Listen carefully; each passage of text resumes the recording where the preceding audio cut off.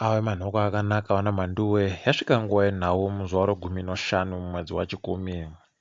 Dare reparamende riri kuenderera mberi nechirongwa chokuunganidza pfungwa dzowanhu munyika maererano nechigamba warikuda kuisa pabumbiro remutemo. Nyasi waenda kuchinhoi nokulupane uko kwanga kuine vanhu vanokwana mumanja bedzi nokuda kwomupfigwa uriko uyu munyika. Wakuru wedareri vari kubvuma baa zvekureketewa nevamwe wakasiyana-siyana zvokuti wambomire kuita nhau iyi kumirira kuti dzihwa mupengo riserere uye pabodzi nomupfigwa kuti ubisiwe. Tinondoramba takalinga tichikunyepai.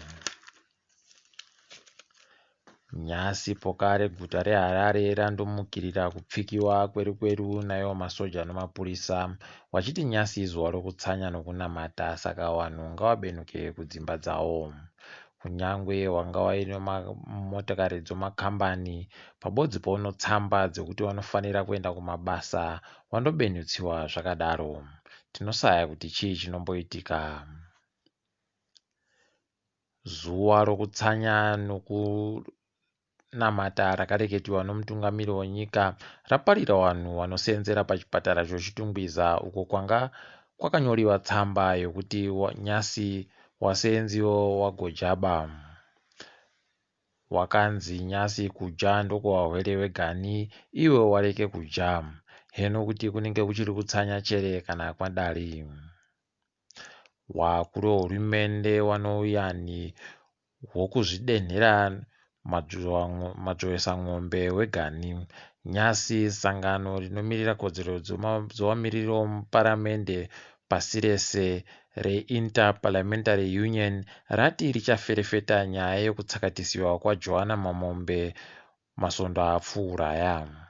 Vanhu vazhinji munyika vanga vari kuziva sangano iri, asi hutozorizivisiwa nohunhu hwehurumende iyi idi kusikinya tukono kunoparira mushishi.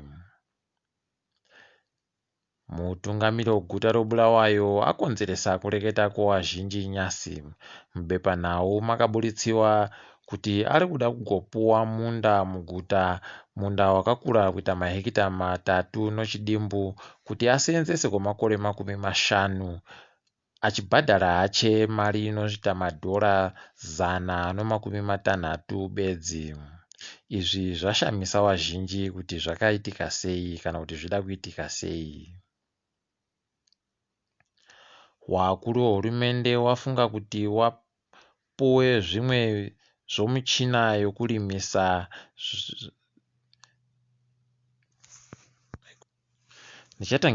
Wakuru wehurumende wafunga kuti wapuwezve mimwe michina yokurimisa zvaita kuti bhangi rezvourimi riise bazi romuchina mubhangi mawomo. Izvi takambozviona makore ana Gideon Gono kubhangi renyika uko wakagoverana nevakuru vebato reZANU-PF michina yakawanda yokurimisa iyo waribe kuzobhadhara ikandobhadharwa nesu vanhuwo. Kambani yoZupuco nyasi yati yatandisa kuedza mabhazi ayo asingabatiwe bamari.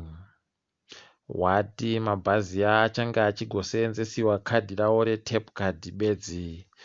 Waisa ribodzi kuNorton, muFakose pabodzi nekuchitungwiza. Toringa dzopasi rese. KuZambia vari kubatiranawo nonhamo yatiinayo yokurwisana nehurumende yavo kuti ireke kupasisa mutemo unopa masimba akawandisa kumutungamiri wenyika ikweyo. Mazuva ari kudarika aya kuri kudoka indori batai mupfupi batai murefu nonyaya yenhau iyi. Tinovimba vachazvigadzirisa wakakunda. Nyika yeBotswana yabenutsiwa pokare mumupfigwa wakasimba kutanda nyasi. Guta guru reGaborone ndiro raisiwa pamupfigwa uyu nokuda kwevanhu 12 vabatiwa pokare nounyeudzwi hwamupengo. Tindori padzihwamupengopo, dzihwamupengo rave kuvhiringa kuboeka kweropa rakachena muzvipatara muAfrica muno. Vanhu vazhinji vari kusaya ropa nokuda kwekusawanika kwevanhu vanopa roparo. Nyika dzinoti South Africa, Kenya, Congo pabodzi pono Nigeria ndidzo dzacheredzera kureketa kuno. Tiri ipapo togumira pano, ndine Mhanduwe weNhau.